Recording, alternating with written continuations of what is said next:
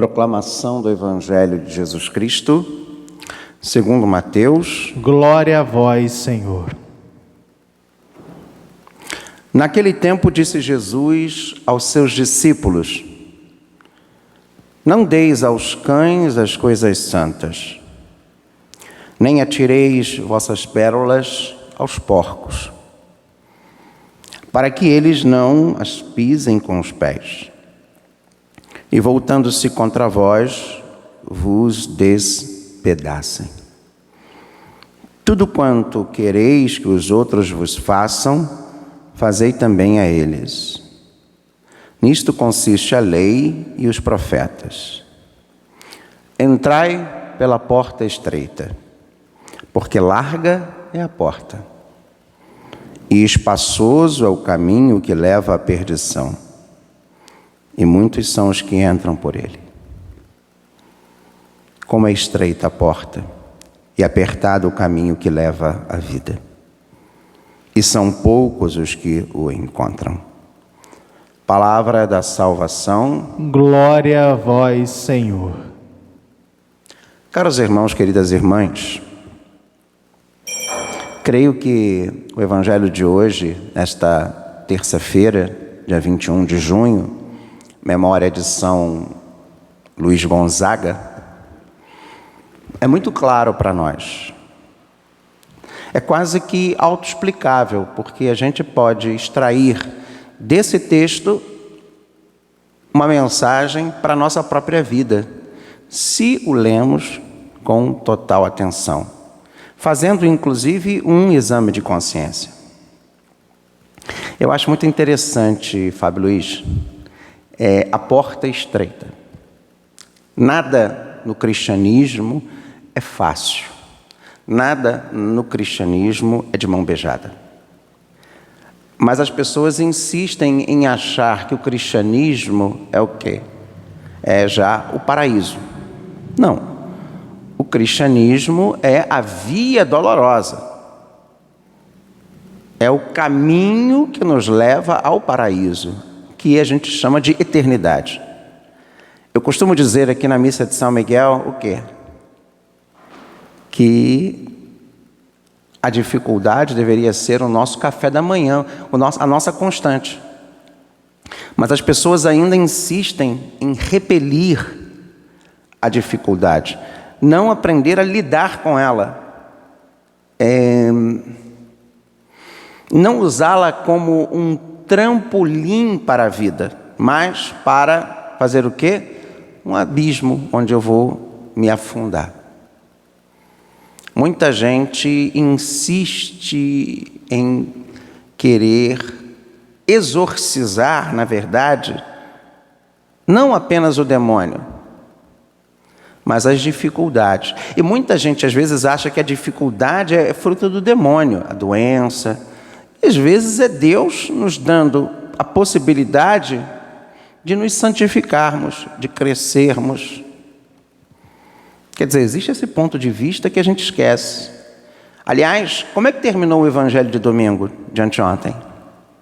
Se queres me seguir, renuncie a si mesmo, tome a sua cruz de cada dia e segue-me.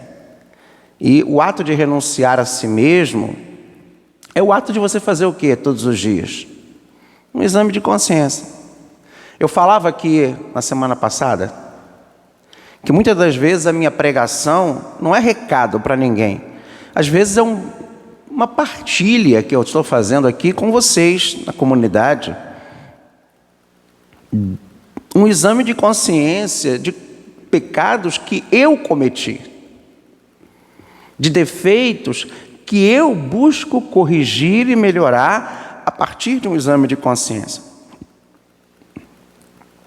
Eu nunca achei aqui, aliás, primeiro eu nunca me mostrei, né, Fábio Luiz, como um super padre,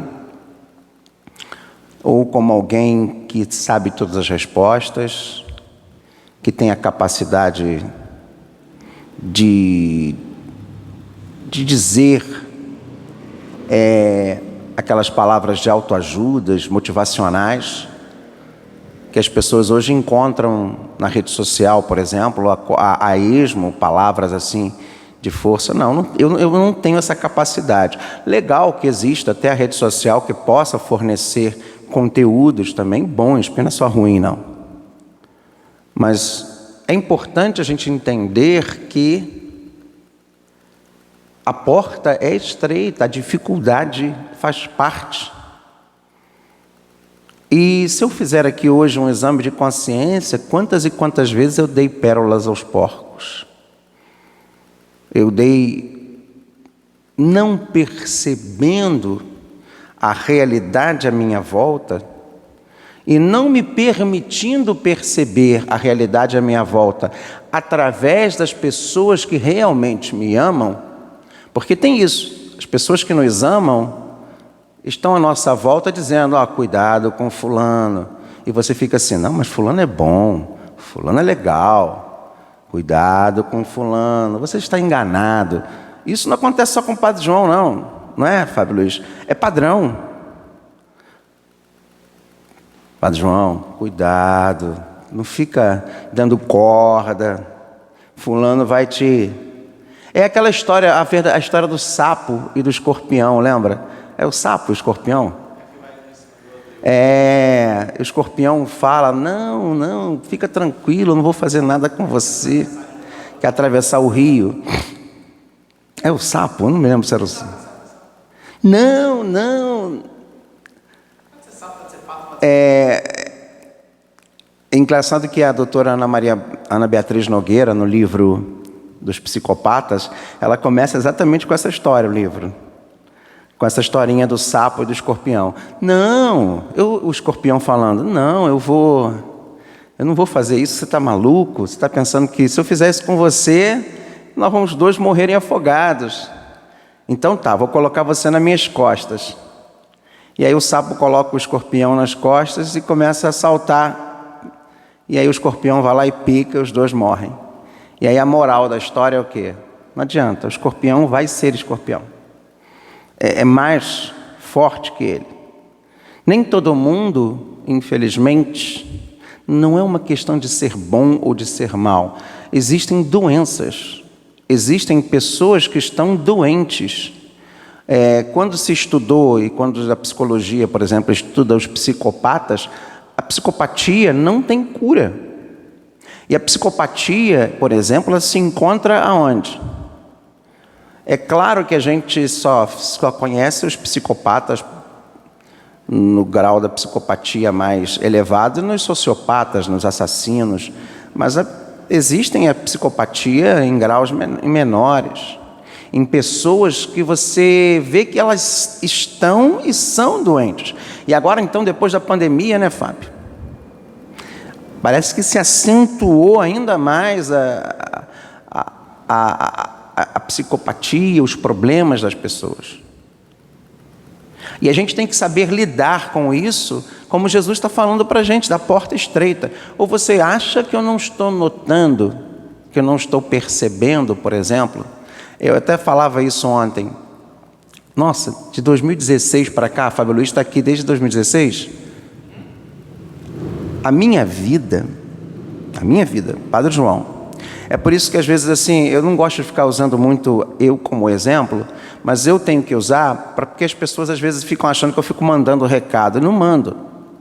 Mas se você parar para pensar, desde aquele falso diagnóstico, os problemas e as dificuldades que eu passei, as fofocas que se geraram naquela época porque eu não soube expressar o que eu estava vivendo, eu me fechei. E aí depois eu percebi que houve o diagnóstico errado. Toda a problemática que eu vivenciei naquela época, o que isso veio gerar, e na minha vida, nas transformações, nas mudanças, nas modificações. E aí em 2017, 2018, quando eu já estava me recuperando, e no início de 2019, vem a pandemia em 20,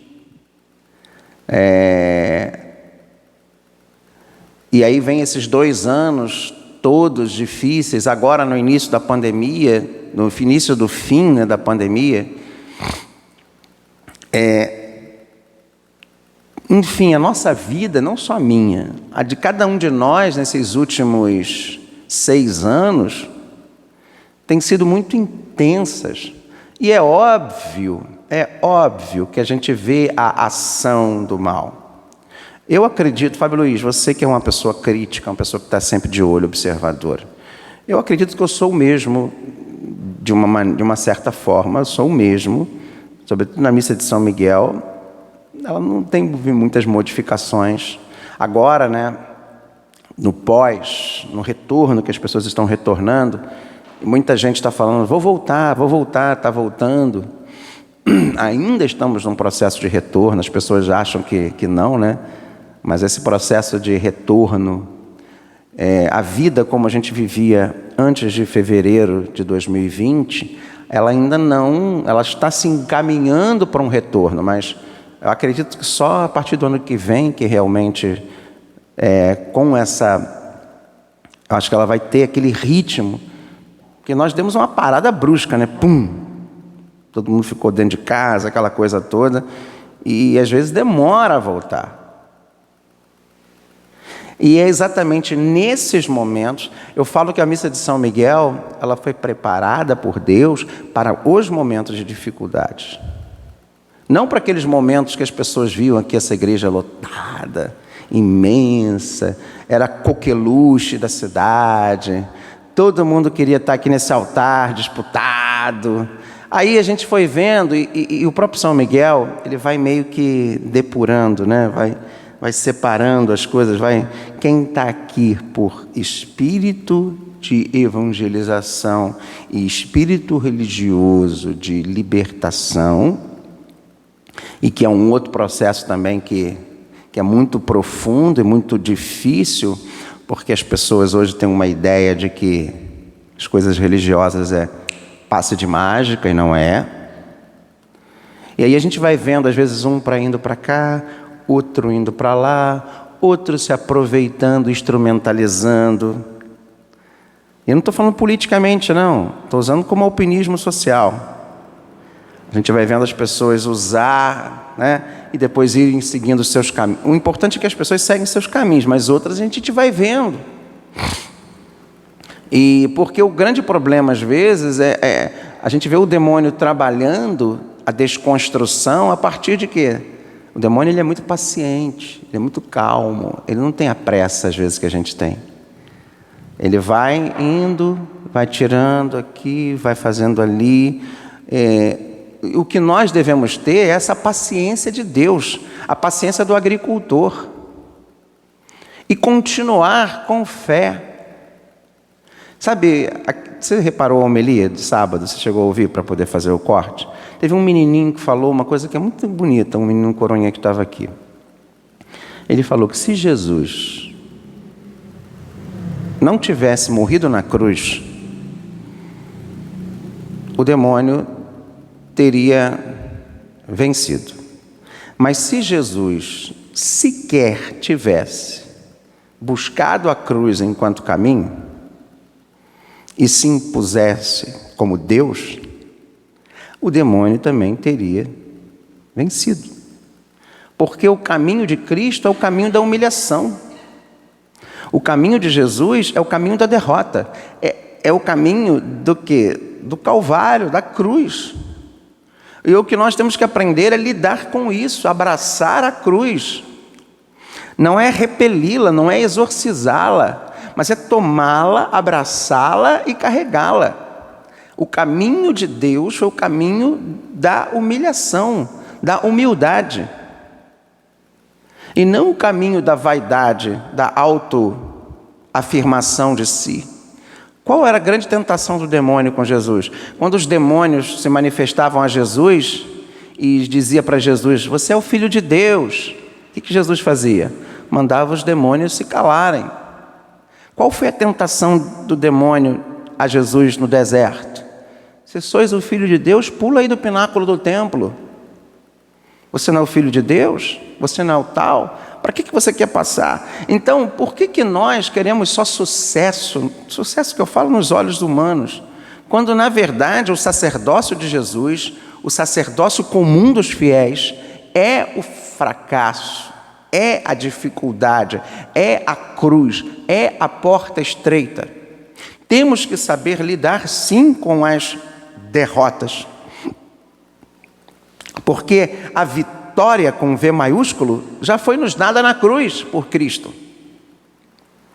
A porta é estreita, espaçoso é o caminho que leva à perdição, espaçoso é a sedução, é a pataca de dinheiro, é a autopromoção, é o autoposicionamento, é o carreirismo, o que mais?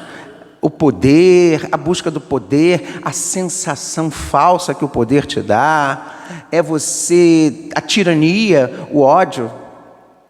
O ódio é delicioso, é uma droga, mas é uma droga poderosa, que te dá uma falsa sensação de força, que você na verdade não tem, que te engana.